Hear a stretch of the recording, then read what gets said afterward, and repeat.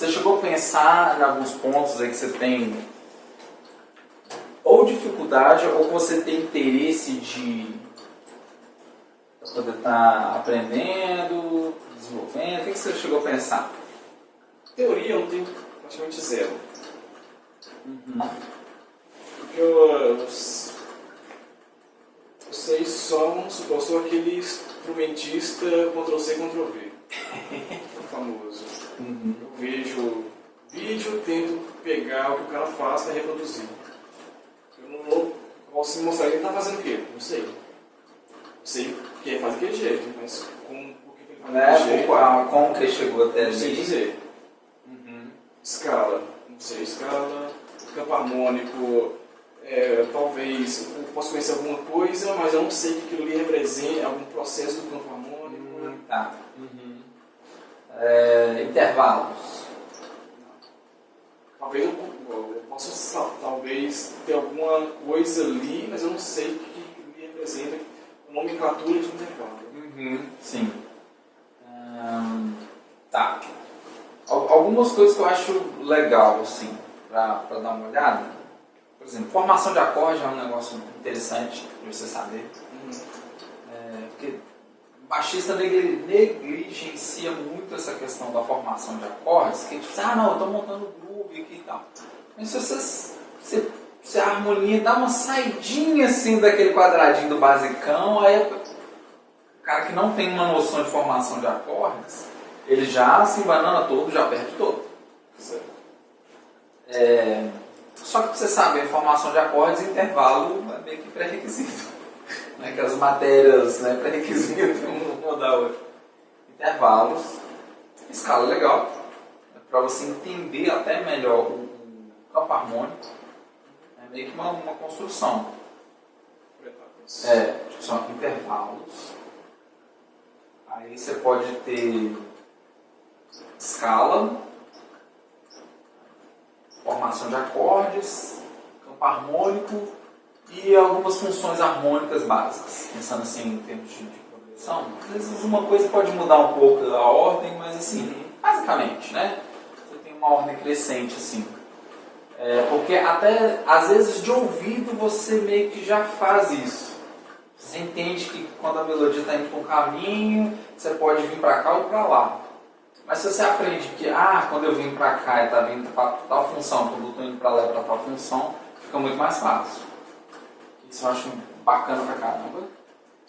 E em se tratando de baixo, que é o seu universo, uma noção básica de partitura, né, no seu caso, claro, de Fá, eu acho legal você ter uma noção básica. Não precisa ser um cara fluente, não. Principalmente para o seu dia a dia. É mais assim, poxa, achei um método legal aqui de ritmos, de grooves. Poxa, alguma coisa vai estar ali na partitura, então se você tem uma noção, mesmo que você demore um pouquinho, contando ali nos dedos os tempos e tal, mas você consegue se virar. Então assim, eu acho interessante ter uma noção de leitura na pauta mesmo, assim, né, no pentagrama. E a parte rítmica eu acho bem bacana dar uma olhada nessa parte rítmica. Isso aí é legal. Pode estudar. Então isso é bacana. Então vamos pensar aqui. Deixa eu ver aqui como que a gente faz aqui. Vamos pensar assim, dividir o nosso estudo.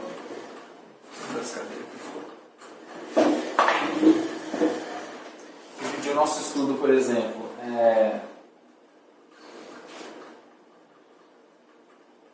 na parte de ritmo.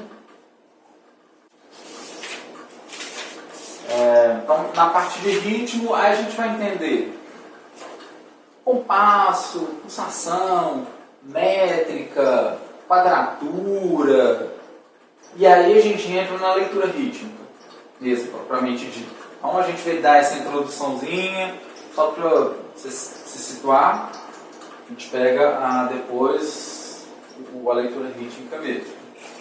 Então, é um passo, né? Então, o que eu falei mesmo? Foi O ritmo a gente vai ver, ó, compasso.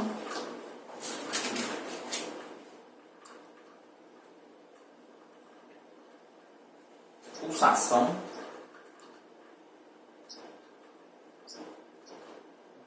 Pulsação. Métrica. Quadratura. Acho que quadratura a gente pode considerar ele aqui também.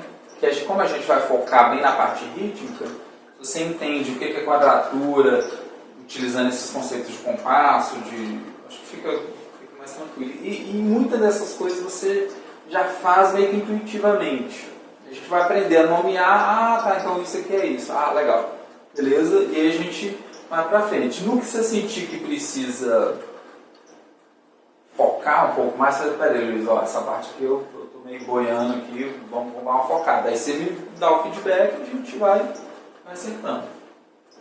Quadratura, e aí depois a leitura rítmica mesmo, figuras, subdivisões e por aí fora.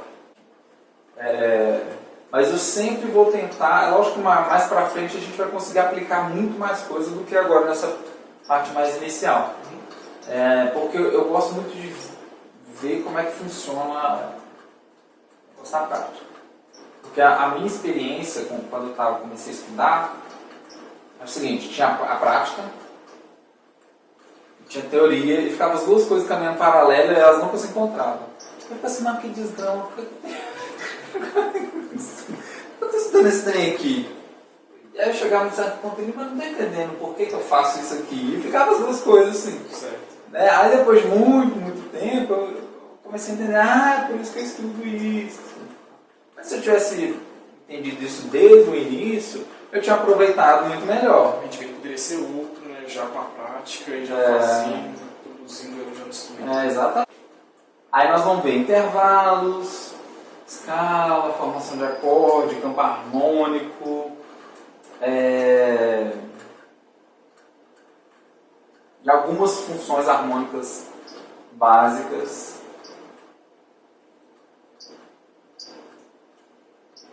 Vou colocar aqui entre aspas, altura, só para a gente didaticamente separar que vão ser, a nossa aula basicamente vai ser dividida em dois pontos, né, duas guias. Né?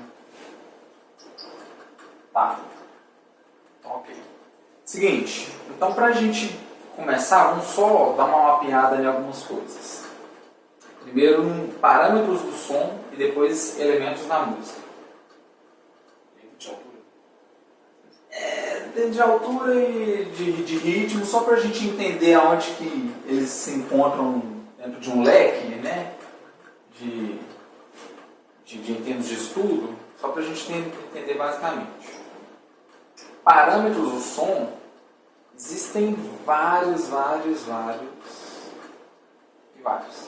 Só que assim, musicalmente, em termos didáticos aqui para nosso aprendizado, se a gente entender 4, tá sossegado, vai resolver muito a sua vida. Então a gente não precisa inventar muita moda. Então tá, o que são parâmetros?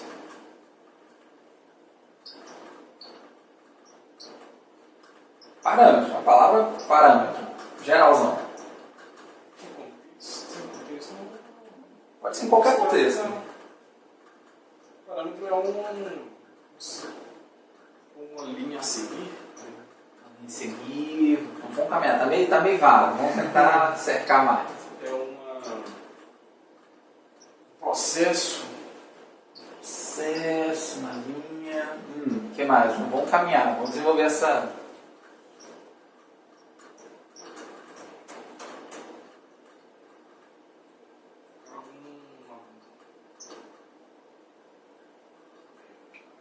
abordar Algum elemento, ó, tá começando, né? Tá começando a funilar, isso aí.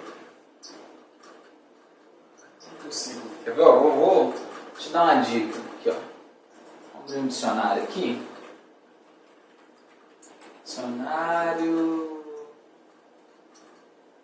Gosto desse daqui.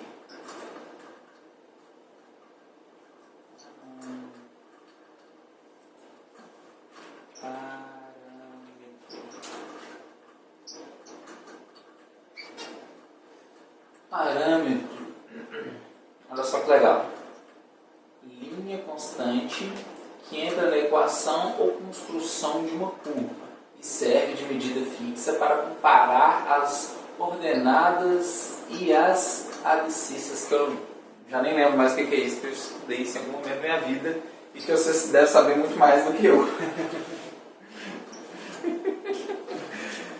Ok. Tem um outro significado também que tem a ver com o primeiro. Característica ou variável que permite definir ou comparar algo. Tá vendo? É uma série de medida fixa, lá do primeiro, né? Para comparar as ordenadas. Só que aqui está bem aplicado a uma questão mais matemática, né? Sim. O primeiro, o segundo está mais geralzão, né? Podemos dizer então que você vai ter uma matriz onde ela vai servir de base para outros. Isso. Pode ser para qualquer coisa. Né? Vamos supor, você está lá na sua família, há um parâmetro. Quantos homens tem na sua família? Tem X homens, um parâmetro. Agora eu quero um outro parâmetro. Quantos homens solteiros? Homens solteiros tem X homens. Então eu pego uma variável, né, um elemento ali, uma matriz e vou comparando com aquelas outras que eu quero. Na música é a mesma coisa. Então a gente tem vários, mas eu vou pegar 4, se você entender bem esses 4 já resolve muita coisa. Inclusive se você for pegar algum material por aí, qualquer livro teórico e tal, tem uns que consideram 4, tem uns que consideram 3, mas enfim, os mais... Por isso que você passar por esses 4 elementos indica algum biográfico, algum material. Ah, sim, precisa. Tem um livro excelente, que é livro de cabeceira, que é do Burme, eu não consigo falar, Burme Med, Teoria da Música. Não sei como é que... Deixa eu ver, pesquisar como é que escreve. Burme Med.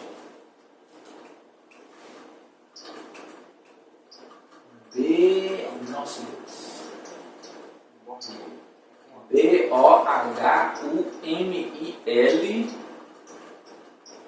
espaço MED. Teoria da Música.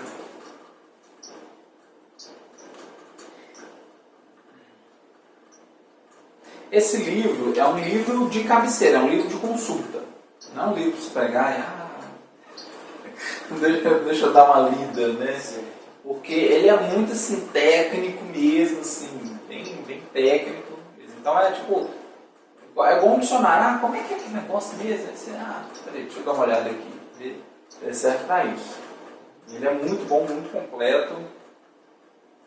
Em termos gerais da música. Tem o Groove Dicionário da Música também. Ele é muito bom.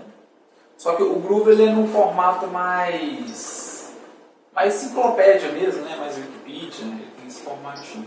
O Google Med não, o Google Med ele tem até alguns exemplos, alguns tipo assim, exercícios, mas é bem basicão o exercício. É igual que é professor que te dá uma matéria cabulosa, aí chega lá, te dá um exercício bobinho. Esse é aplicável em qualquer instrumento?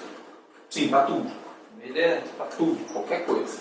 Você até, por exemplo, no vestibular de música da UENG, ele é um dos livros para qualquer curso do vestibular de música. Da FMG, ele era, não sei se é, mas provavelmente é, porque ele é um dos livros em português assim, mais completo com nós, assim, muito bom.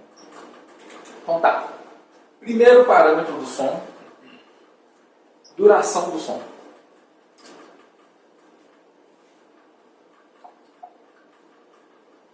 Então, por exemplo, você tem sons mais longos, sons mais curtos. Vamos pegar esse som. Som curtinho, pá. Agora o som, sei lá, do cooler do computador. Enquanto o computador estiver ligado, vai estar. Ou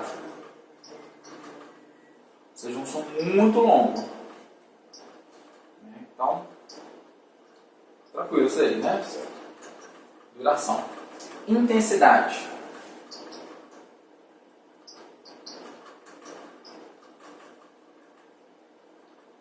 É o volume do som.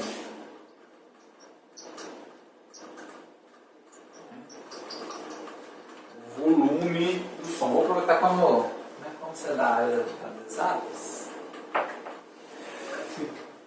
Fazer assim, ó, umas analogias aqui. Fazer um gráfico. Duração do som é quantas vezes a onda vai se repetir. Quanto mais vezes ela se repete, mais longo é o som. Se ela se repetir poucas vezes, é um som curtinho. Repetir muitas vezes, um som longo. Duração, o segundo que eu falei foi a intensidade, né? Intensidade é o volume, né? Aproveitando aqui a ideia do gráfico, ou seja, intensidade fraca, assim, né? Esse aqui é uma intensidade fraca, com volume baixinho. Aqui já aumentou o volume. Se eu fizer sei lá, assim, aumentou mais ainda o volume. Duração e intensidade. Altura.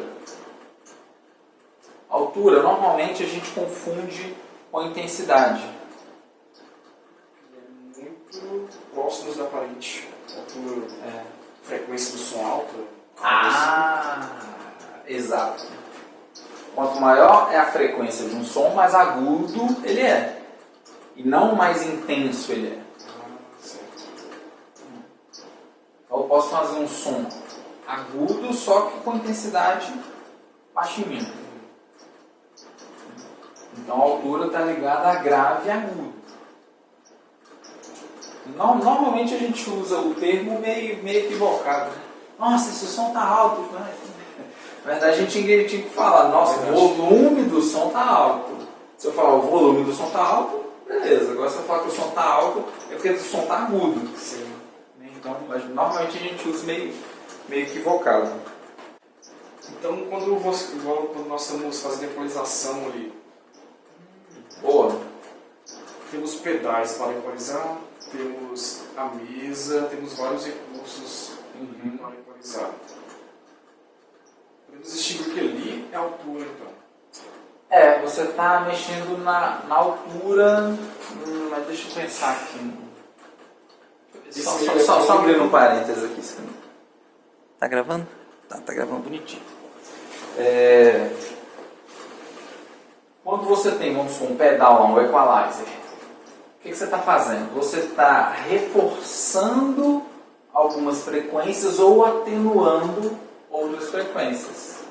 Você chega lá no amplificador, diminui um pouco o grave, aumenta o médio e o agudo, o que você está dizendo para o amplificador? Se vier um som nessa faixa de frequência aqui, você segura a intensidade dele. Agora, se vier outro nessa faixa de frequência, você aumenta um pouquinho o volume dele.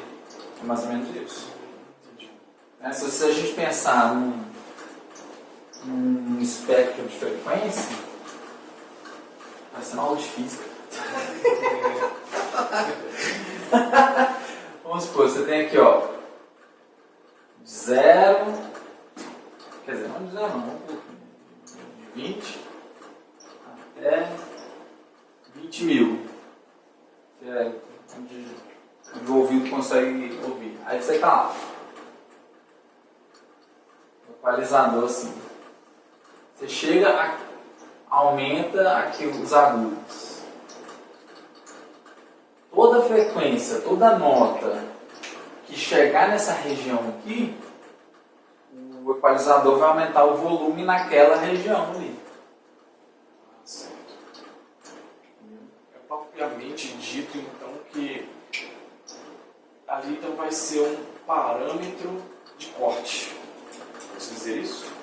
Um parâmetro de corte ou um parâmetro de ganho, né? Dependendo do caso, né? Se você vir aqui no grave, eu quero diminuir, vem dar uma diminuída aqui, você cortou bastante grave.